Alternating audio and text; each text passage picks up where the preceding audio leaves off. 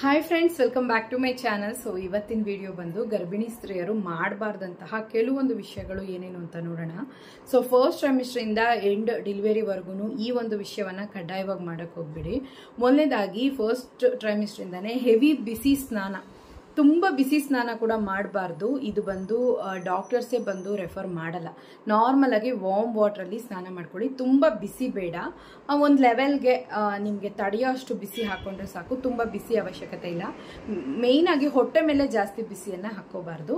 ಮತ್ತೆ ಎರಡನೇದು ತುಂಬಾ ತಣ್ಣೀರಲ್ಲಿ ಕೂಡ ಸ್ನಾನ ಮಾಡಬಾರ್ದು. ತುಂಬಾ ತಣ್ಣಗಿರುವಂತ ನೀರು, ಮೇನ್ ಆಗಿ ತಣ್ಣಗಿರುವ ನೀರಲ್ಲಿ ಸ್ನಾನ ಮಾಡೋ ಹಾಗಿಲ್ಲ. ಸೊ ಇದರಿಂದ ನಿಮಗೆ ತುಂಬಾ ಹಾರ್ಮೋನಲ್ ಇಂಬ್ಯಾಲೆನ್ಸ್ ಇರೋದ್ರಿಂದ ಪ್ರೆಗ್ನೆನ್ಸಿಯಲ್ಲಿ ನಗಡಿ, ಕೆಮ್ಮು, ಗಂಟ್ಲು ನೋವು, ಹಲ್ಲಿನ ನೋವು, ಮತ್ತೆ ಒಂಥರ ನಿಮಗೆ ಡೈಜೆಸ್ಟ್ ಸಿಸ್ಟಮ್ ಪ್ರತಿಯೊಂದು ಕೂಡ ಬಾಧಿಸ್ತಾ ಇರುತ್ತೆ. ಸ್ಕಿನ್ ಇರಿಟೇಟ್ ಇದೆಲ್ಲನೂ. ಸೊ ಎಕ್ಸ್ಟ್ರೀಮ್ ಆಗಿ ನಾವು ಕೋಲ್ಡ್ ಇಲ್ಲ ಹಾಟ್ ಆ ಥರ ಕೊಡುವಾಗ ನಮಗೆ ರಿಯಾಕ್ಷನ್ಸ್ ಆಗುವಂಥ ಚಾನ್ಸಸ್ ತುಂಬಾ ಇದೆ. ಮತ್ತೆ ಇಂಟೇಕ್ ಆಗಿ ಕೂಡ ತಣ್ಣೀರು ಇಲ್ಲ ಬಿಸಿನೀರು ಹೆವಿಯಾಗಿ ಯಾವುದು ಎಕ್ಸ್ಟ್ರೀಮ್ ಆಗಿ ಇರ್ಕೂಡ್ದು. ತಣ್ಣು ಕುಡಿಯೋದು, ಐಸ್ ತರ ಮಾಡ್ಕೊಂಡು ಕುಡಿಯೋದು, ಅಂಡ್ ನೆಕ್ಸ್ಟ್ ಫ್ರೀಸರ್ ಅಲ್ಲಿ ಇಟ್ಟು ಕುಡಿಯೋದು, ಇಲ್ಲ ತುಂಬಾ ಕುದಿಯುವಂತಹ ನೀರನ್ನ, ತುಂಬಾ ಬಿಸಿ ಬಿಸಿ ನೀರನ್ನ, ಹಾಗೆ ಅಂದ್ರೆ ಜಾಸ್ತಿ ಬಿಸಿ ನಾರ್ಮಲ್ ಇವಾಗ ಟೀ ಕಾಫಿ ಕುಡಿತೀವಲ್ಲ ಆ ತರ ನೀರನ್ನ ಕೂಡ ಕುಡಿಯೋದು, ಹಂಗೆಲ್ಲ ಅಷ್ಟೊಂದು ಬಿಸಿ ಎಲ್ಲ ಮಾಡ್ಕೋಬಾರ್ದು. ಆದಷ್ಟು ಒಂದು ವಾರ್ಮ್ ಆಗಿ ಇರುವಂತಹ ರೀತಿಯಲ್ಲಿ ನೋಡ್ಕೊಳ್ಳಿ. ಇಲ್ಲಿ ಒಂದು ಲೇಯರ್ ಇರುತ್ತೆ ನಮಗೆ ಗಂಟ್ಲಲ್ಲಿ, ಅದು ಬಂದು ನಾಶ ಆಯ್ತು ಅಂತಂದ್ರೆ ಗಂಟ್ಲಿಗೆ ಸಂಬಂಧಪಟ್ಟಂತ ಇನ್ಫೆಕ್ಷನ್ಸ್ ಹಿಂದೆನೆ ಬರ್ತಾ ಇರುತ್ತೆ. ಅಂಡ್ ನೆಕ್ಸ್ಟ್ ಇನ್ನೇನ್ ಮಾಡಬಾರ್ದು ಅಂತಂದ್ರೆ ತುಂಬಾ ತೂಕನ ಎತ್ತಬಾರ್ದು ಎಂಟೈರ್ ಪ್ರೆಗ್ನೆನ್ಸಿಯಲ್ಲಿ. ಅದು ಫಸ್ಟ್ ಟ್ರೈಮಿಸ್ಟರ್ ಆಗಿರಲಿ, ಸೆಕೆಂಡ್ ಟ್ರೈಮಿಸ್ಟರ್ ಆಗಲಿ, ಥರ್ಡ್ ಟ್ರೈಮಿಸ್ಟರ್ ಯಾವ್ದನ್ನ ಆಗಿರಲಿ, ತುಂಬಾ ತೂಕ ಎತ್ತೋದು, ತುಂಬಾ ಭಾರನ ಎತ್ತೋದು ಅಂತವೆಲ್ಲ ಮಾಡಬಾರ್ದು. ಇದು ನಿಮ್ಮ ಮಗುವಿನ ಬೆಳವಣಿಗೆ ಮೇಲೆ ತೊಂದರೆ ಕೊಡುತ್ತೆ. ಮತ್ತೆ ನಿಮಗೂ ಕೂಡ ಸೊಂಟನೋ ಬೆನ್ನು ನೋವಾಗೋದಕ್ಕೆ, ಇಂಜುರೀಸ್ ಆಗೋದಕ್ಕೆ ಚಾನ್ಸಸ್ ತುಂಬಾನೇ ಇದೆ. ನೆಕ್ಸ್ಟ್ ಮಾಡಬಾರ್ದು, ಇನ್ನೇನಪ್ಪ ಮಾಡಬಾರ್ದು ಮೇನ್ ಆಗಿ ಅಂತಂದ್ರೆ 5ನೇ ವಿಷಯ ಬಂದು ತುಂಬಾ ನಿಂತು ಕೆಲಸ ಮಾಡೋದು, ತುಂಬಾ ಕೂತ್ಕೊಂಡೇ ಇರೋದು, ತುಂಬಾ ಮಲ್ಕೊಂಡೇ ಇರೋದು. ಯಾವುದೇ ಪೊಸಿಷನ್ಸ್ ಆಗಲಿ ತುಂಬಾ ಹೊತ್ತು ಅಂತ ಇರ್ಕೂಡ್ದು. ನಿಂತಿದ್ದೀರಾ ಸ್ವಲ್ಪ ಕೂತ್ಕೊಳ್ಳಿ, ಕೂತಿದ್ದೀರಾ ಸ್ವಲ್ಪ ಎದ್ದೋಳಿ, ಎದ್ದಿದ್ದೀರಾ ಒಂದು ಸ್ವಲ್ಪ ಓಡಾಡಿ, ಈ ರೀತಿ. ಸೊ ಆಗಾಗ ನಿಮ್ಮ ದೇಹಕ್ಕೆ ಬ್ಲಡ್ ಸರ್ಕ್ಯುಲೇಷನ್ ಆಗೋ ಥರ ನೀವು ಚೆನ್ನಾಗಿ ನಿಮ್ಮನ್ನ ನೀವು ಉತ್ತೇಜನ ಪಡಿಸ್ಕೊತಾ ಇದ್ರೆ ಖಂಡಿತವಾಗ್ಲೂ ನೀವು ಕೂಡ ಒಂಥರ ಚುರುಕಾಗಿರ್ತೀರಾ, ನಿಮ್ಮ ಮಗು ಕೂಡ ಚೆನ್ನಾಗಿನೇ ಬೆಳೆಯುತ್ತೆ. ಮೇನ್ ಆಗಿ 6ನೇ ವಿಷಯ, ಊಟದ ವಿಷಯದಲ್ಲಿ ಖಾರ ಜಾಸ್ತಿ ತಗೋಬಾರ್ದು. ಕಹಿ, ಖಾರ, ಸಕ್ಕರೆ, ಉಪ್ಪು, ಹುಳಿ ಇದನ್ನೆಲ್ಲ ಅವಾಯ್ಡ್ ಮಾಡಿದಷ್ಟು ನಿಮಗೆ ಗ್ಯಾಸ್ಟ್ರಿಕ್ ಸಮಸ್ಯೆ ನಿವಾರಣೆ ಆಗುತ್ತೆ. ಉದಾಹರಣೆಗೆ ಖಾರ ಜಾಸ್ತಿ ತಗೊಳ್ಳೋದು, ಮತ್ತೆ ಕಹಿಯಾದಂತಹ ವಿಷಯ ಇಷ್ಟ ಅಂತೇಳಿ ಹಾಗಲಕಾಯ್ದು ಅದು ಇದು ತಿನ್ನೋದು. ನೆಕ್ಸ್ಟ್ ಬಂದು ತುಂಬಾ ಹುಳಿ ಪದಾರ್ಥ, ಮೊಸರು ಆಗ್ಬೋದು, ಹುಣಸೆ ಹಣ್ಣು ಆಗ್ಬೋದು, ಮಾವಿನಕಾಯಿ ಆಗ್ಬೋದು, ಹುಳಿ ಅದನ್ನ ತಗೊಳ್ಳೋದು. ಹೆವಿ ಉಪ್ಪು, ಖಾರ, ಸಕ್ಕರೆ, ಮೇನ್ ಆಗಿ ಸಕ್ಕರೆ, ಗಸ್ಟೇಷನಲ್ ಡಯಾಬಿಟಿಸ್ ಬಂದ್ಬಿಡುತ್ತೆ. ಸೊ ಇಂಥವೆಲ್ಲನೂ ಅವಾಯ್ಡ್ ಮಾಡಬೇಕು. ಆದಷ್ಟು ಎಕ್ಸ್ಟ್ರೀಮ್ ಆಗಿ ಫುಡ್ಡಲ್ಲಿ ಕೂಡ ಯಾವುದೇ ಫ್ಲೇವರ್ ಅನ್ನ ಆ್ಯಡ್ ಮಾಡ್ಕೋಬಾರ್ದು. ಎಲ್ಲ ಲಿಮಿಟ್ ಆಗಿ ಇಟ್ಕೊಂಡ್ರೆ ಖಂಡಿತವಾಗ್ಲೂ ನಿಮಗೆ ಬಂದು ಗ್ಯಾಸ್ಟ್ರಿಕ್ ಅನ್ನೋ ಸಮಸ್ಯೆನೇ ಇರಲ್ಲ. ಯಾಕಂದ್ರೆ ಫಸ್ಟ್ ಟ್ರೈಮಿಸ್ಟರ್ ಇಂದಾನೆ ಸ್ಟಾರ್ಟ್ ಆಗುತ್ತೆ ವಾಮಿಟಿಂಗ್, ಆ ರೀತಿ ತೊಂದರೆಗಳು. ಅದ್ರಲ್ಲಿ ಈ ತರ ಬೇರೆ ಎಲ್ಲ ಮಾಡ್ಕೊಂಡ್ರಿ ಅಂದ್ರೆ ಖಂಡಿತವಾಗ್ಲೂ ಎಂಡ್ ಆಫ್ ಡೆಲಿವರಿವರೆಗೂ ಈ ಪ್ರಾಬ್ಲಮ್ ಮಗು ಆದ್ಮೇಲೆ ಕೂಡ ಸ್ಟಾರ್ಟ್ ಆಗ್ತಾ ಇರುತ್ತೆ. ಅದನ್ನು ನೋಡ್ಕೊಳ್ಳಿ. 7ನೇದು ಬಂದು ತುಂಬಾ ನಿದ್ದೆ ಮಾಡೋದು. ಇದು ಬಂದು ಲೇಜಿನೆಸ್. ಬೆಳಗ್ಗೆ ಎದ್ದು ಬಿಡೋದು, ಏನಾದರೂ ಒಂಚೂರು ತಿಂದು ಬಿಡೋದು, ಮಲ್ಕೊಂಬಿಡೋದು, ತುಂಬಾ ನಿದ್ದೆ ಮಾಡೋದು ಅಂಥದ್ದೆಲ್ಲ ಮಾಡಬಾರ್ದು. ವೆಯ್ಟ್ ಗೈನ್ ಆಗ್ಬಿಡ್ತೀರಾ. ಇಲ್ಲ ಅಂತಂದ್ರೆ ನೀವು ನಿಮ್ಮ ಬೇಬಿ ಇಬ್ರು ಆಕ್ಟಿವ್ ಆಗಿರಲ್ಲ, ಆ ರೀತಿ ಬೇಡ.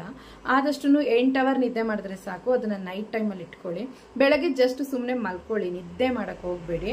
ಇಲ್ಲ ನೈಟ್ ನಾನು ಒಂದು 6 ಅವರೇ ನಿದ್ದೆ ಮಾಡೋದು, ನನಗೆ ವರ್ಕ್ ಇರುತ್ತೆ ಅನ್ನೋರು ಮಾರ್ನಿಂಗಲ್ಲಿ ಟೈಮ್ ಸಿಕ್ಕಿದ್ರೆ ಒಂದು 2 ಅವರ್ಸ್ ರೆಸ್ಟ್ ಮಾಡ್ಬೋದು. ದಿವಸಕ್ಕೆ 8 ಅವರ್ ನಿದ್ದೆ ಬಂದು ಪ್ರೆಗ್ನೆನ್ಸಿಯಲ್ಲಿ ಮುಖ್ಯ. ಅದಕ್ಕಿಂತ ಜಾಸ್ತಿನೂ ಅದಕ್ಕಿಂತ ಕಮ್ಮಿನೂ ಬೇಡ. ನೆಕ್ಸ್ಟ್ 8ನೇ ಪಾಯಿಂಟ್ ಬಂದು ತುಂಬಾ ನೀರನ್ನು ಕುಡಿಯೋದು, ಇಲ್ಲ ತುಂಬಾ ಕಡಿಮೆಯಾಗಿ ಕುಡಿಯೋದು, ಎರಡೂ ತಪ್ಪು. ಸೊ ತುಂಬಾ ಕಡಿಮೆ ಅನ್ನುವಾಗ ಮಗು ತುಂಬಾ ಡಿಹೈಡ್ರೇಟ್ ಆಗುತ್ತೆ, ಮಗುವಿನ ಬೆಳವಣಿಗೆ ತೂಕದ ಮೇಲೆ ಹೊಡೆತ ಬೀಳುತ್ತೆ, ನಿಮಗೆ ರಕ್ತ ಕಡಿಮೆ ಆಗುತ್ತೆ, ನೀವು ಸುಸ್ತಾಗ್ಬಿಡ್ತೀರಾ, UTI ಪ್ರಾಬ್ಲಮ್ಸ್ ಬರುತ್ತೆ, ಯೂರಿನರಿ ಟ್ರ್ಯಾಕ್ ಇನ್ಫೆಕ್ಷನ್ಸ್ ಎಲ್ಲ ಬಂದ್ಬಿಡುತ್ತೆ. ಅದೇ ಎಕ್ಸ್ಟ್ರೀಮ್ ಆಗಿ ಕುಡಿಯೋವಾಗ ಯೂರಿನ್ ಹೋಗ್ತಾನೆ ಇರ್ತೀರಾ, ಮಗುವಿನ ಸುತ್ತ ಇರೋ ನೀರು ಜಾಸ್ತಿ ಆಗೋದಕ್ಕೆ ಚಾನ್ಸಸ್ ಇರುತ್ತೆ. ಸೊ ಹೆಚ್ಚಾದ ನೀರು ಬೇಡ. 2.5 ಇಂದ 3 ಲೀಟರ್ ನೀರು ಕುಡಿದ್ರೆ ದಿವಸಕ್ಕೆ ಸಾಕು. ಇದರಲ್ಲಿ ಜ್ಯೂಸು, ಮಜ್ಜಿಗೆ ಇದು ಕೂಡ ಇನ್ಕ್ಲೂಡ್ ಆಗುತ್ತೆ. ಸೊ ಅದು ಸಪ್ರೇಟ್ ಅಂತ ಏನಿಲ್ಲ. ಲಿಕ್ವಿಡ್ ಆಗಿ ನೀವೊಂದು ವಾಟರ್ ಕಂಟೆಂಟ್ ತಗೋತೀರಾ ಅಂತಂದ್ರೆ ಅದು ನೀರೋ, ಜ್ಯೂಸೋ, ಇಲ್ಲ ಮಜ್ಜಿಗೆನೋ, ಪಾನ್ಕನೋ ಏನೋ ಆಗಿರಲಿ, ಒಟ್ನಲ್ಲಿ 2.5 ಇಂದ 3 ಲೀಟ್ರು. ಇದಕ್ಕಿಂತ ಜಾಸ್ತಿನೂ ಬೇಡ, ಕಡಿಮೆನೂ ಬೇಡ. ನೆಕ್ಸ್ಟ್ 9ನೇ ಪಾಯಿಂಟ್ ಬಂದು ಡಾಕ್ಟರ್ಸು ಹೇಳಿರ್ತಾರೆ ದಾಂಪತ್ಯ ಕಂಟ್ರೋಲಲ್ಲಿ ಇರಬೇಕು ಬೇಡ ಅಂತ. ಹಾಗಿದ್ರೂ ಕೂಡ ಕಂಟ್ರೋಲಲ್ಲಿ ಇರದೆ ತೊಂದರೆ ಮಾಡ್ಕೋತೀರಾ. ಫಸ್ಟ್ ಟ್ರೈಮಿಸ್ಟ್ರು ಮತ್ತು ಡೆಲಿವರಿ ಹತ್ರ ಇರುವಾಗ ಆದಷ್ಟು ಅವಾಯ್ಡ್ ಮಾಡಿ.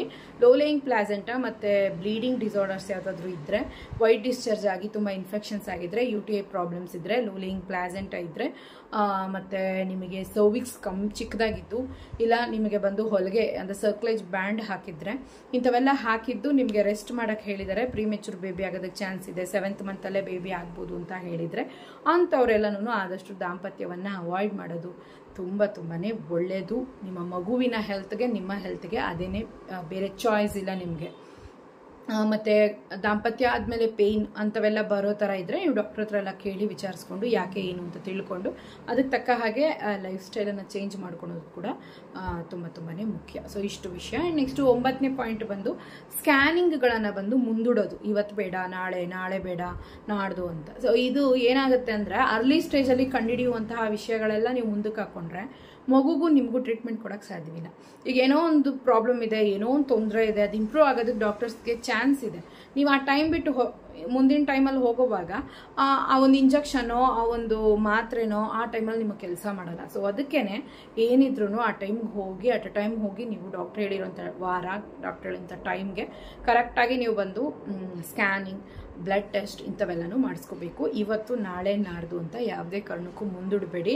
ಯಾರಿಗೂ ಕಾಯ್ಕೊಂಡು ಮನೇಲೂ ಇರಬೇಡಿ. ಹಸ್ಬೆಂಡ್ಗೆ ಹೇಳಿ ಇಲ್ಲ ಹೋಗಲೇಬೇಕು, ಇದು ಇಂಪಾರ್ಟೆಂಟ್ ಅಂತ.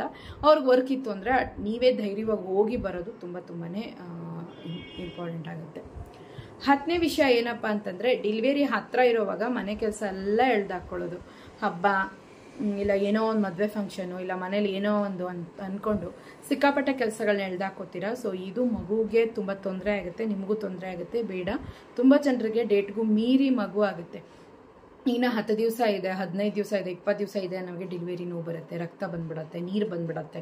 ಸೊ ಇಂಥವೆಲ್ಲ ಆಗಿ ಬೇಗ ಡೆಲಿವರಿ ಆಗೋದಕ್ಕೆ ಚಾನ್ಸ್ ಇದೆ. ಅದರಿಂದ ಮಗುಗೆ ಇನ್ನೂ ಬೆಳವಣಿಗೆ ಅನ್ನೋದು ಇರುತ್ತೆ. ಸೊ ಆ ಟೈಮ್ನ ನೀವು ಹೊಟ್ಟೆಯಲ್ಲಿ ಮಗುಗೆ ಕೊಡಬೇಕು. ಅದು ಬಿಟ್ಟು ತೂಕ ಎತ್ತೋದು, ಮೂಟೆ ಎತ್ತೋದು, ನೀರು ಕ್ಯಾನ್ ಎತ್ತೋದು, ದೊಡ್ಡ ಪಾತ್ರೆ ತೊಳೆದು ಜೋಡಿಸೋದು, ಇಂಥವೆಲ್ಲ ಮಾಡಿದ್ರೆ ಖಂಡಿತವಾಗ್ಲೂ ತೊಂದರೆಯನ್ನು ಅನುಭವಿಸ್ತೀರ. ಸೊ ಈ 10 ವಿಷಯಗಳನ್ನ ಮನಸ್ಸಲ್ಲಿ ಇಟ್ಕೊಳ್ಳಿ. ಯಾವುದೇ ಕಾರಣಕ್ಕೂ ಮುಂದೂಡೋಕ್ಕೆ ಹೋಗಬೇಡಿ. ಓಕೆನಾ? ಸೊ ಆಮೇಲೆ 10 ಅನ್ನಕ್ಕೆ ಬಂದೆ, 12 ಹೇಳಬೇಕು. ಆ್ಯಕ್ಚುಲಿ ನಾನು ಅಂದ್ಕೊಂಡಿದ್ದೆ ಅದೇನೆ. ಸೊ 11ನೇ ವಿಷಯ ಬಂದು ಏನಾದರೂ ಇನ್ಫೆಕ್ಷನ್ಸ್ ಆದರೆ, ಜ್ವರ, ನೆಗಡಿ, ಕೆಮ್ಮು ಬಿಟ್ಟು ಅಂದರೆ ಡಾಕ್ಟ್ರು ಕೊಟ್ಟಂಥ ಟ್ಯಾಬ್ಲೆಟ್ ಹಾಕ್ಕೊಂಡು ಹೋಗ್ತಾ ಇಲ್ಲ ಅಂದರೆ ನೆಗಡಿ, ಈ ಜ್ವರ, ಕೆಮ್ಮು, ಹೊಟ್ಟೆ ನೋವು ಇಂಥವೆಲ್ಲ ಇದೆ ಅಂದರೆ ಇದನ್ನು ಕೂಡ ನೆಗ್ಲೆಕ್ಟ್ ಮಾಡಬೇಡಿ. 3 ಡೇಸ್ ಒಳಗಡೆ ಮೇಲಾಗಬೇಕು. ಮೇಲಾಗಿಲ್ಲ, ಜ್ವರ ಬರ್ತಾನೆ ಇದ್ರೆ ಇದಕ್ಕೇನೋ ಒಂದು ಇನ್ಫೆಕ್ಷನ್ಸ್ ಇರುತ್ತೆ ಬ್ಲಡ್ಡಲ್ಲಿ. ಸೊ ನೀವು ಹೋಗೋದನ್ನು ಚೆಕ್ ಮಾಡಿಸ್ಕೊಂಡು ಸರಿಯಾದ ಟ್ರೀಟ್ಮೆಂಟನ್ನು ನೀವು ತಗೋಬೇಕು. 12ನೇ ಪಾಯಿಂಟ್ ಬಂದು ನೀರು ಹೋದರೆ, ರಕ್ತ ಹೋದರೆ, ವೈಟ್ ಡಿಸ್ಚಾರ್ಜ್ ಜಾಸ್ತಿ ಆದರೆ, ವಿತ್ ಸ್ಮೆಲ್ಲಿಂದ ಆದರೆ, ವಜನಲ್ ಪೇನ್ ತುಂಬ ಆಯಿತು ಅಂದರೆ, ಇದು ಯಾವುದೇ ಕಾಲ ಆಗಿರಲಿ, ಫಸ್ಟ್ ಟ್ರೈಮಿಸ್, ಸೆಕೆಂಡ್ ಟ್ರೈಮಿಸ್, ಥರ್ಡ್ ಟ್ರೈಮಿಸ್ ಯಾವುದನ್ನ ಆಗಿರಲಿ, ಖಂಡಿತವಾಗ್ಲೂ ಡಾಕ್ಟರ್ ಹತ್ರ ಹೋಗಿ ತೋರಿಸ್ಕೋಬೇಕು. ಯಾಕಂದರೆ ಡೆಲಿವರಿ ಯಾವಾಗ ಬೇಕಾದರೂ ಆಗ್ಬೋದು. ಮೇಯ್ನಾಗಿ ನೀರು ಹೋಗ್ಬಿಡ್ತು ಅಂದರೆ ಮಗುಗೆ ಸುಸ್ತಾಗ್ಬಿಡುತ್ತೆ, ಆಕ್ಸಿಜನ್ ಲೆವೆಲ್ ಕಡಿಮೆ ಆಗುತ್ತೆ. ಇಂಥವೆಲ್ಲ ನೋಡ್ಕೊಳ್ಳಿ ಹುಷಾರಾಗಿ. ಸೊ ಇಷ್ಟು ವಿಷಯಗಳನ್ನ ಮಂದಟ್ ಮಾಡಿ ಇಟ್ಕೊಳ್ಳಿ. ಓಕೆ ಫ್ರೆಂಡ್ಸ್, ಈ 12 ಪಾಯಿಂಟು ಕೂಡ ನೀವು ಮರೆಯಲ್ಲ ಅನ್ಕೋತೀನಿ. ಇದನ್ನು ಫಾಲೋ ಮಾಡ್ಕೊಳ್ಳಿ. ಖಂಡಿತವಾಗ್ಲೂ ಈ ವಿಡಿಯೋ ನಿಮಗೆ ಹೆಲ್ಪ್ಫುಲ್ ಆಗಿತ್ತು ಅಂದರೆ ಚಾನಲ್ಗೆ ಸಬ್ಸ್ಕ್ರೈಬ್ ಆಗಿ. ವ್ಲಾಗ್ ಚಾನಲು ಇದೆ, ಬಾಣಂತನಕ್ಕೂ ಚಾನಲ್ ಇದೆ. ಎರಡರ ಲಿಂಕು ಡಿಸ್ಕ್ರಿಪ್ಷನ್ ಬಾಕ್ಸಲ್ಲಿ ಕೊಟ್ಟಿರ್ತೀನಿ, ಚೆಕ್ ಮಾಡ್ಕೊಳ್ಳಿ. ಟೇಕ್ ಕೇರ್, ಬಾಯ್.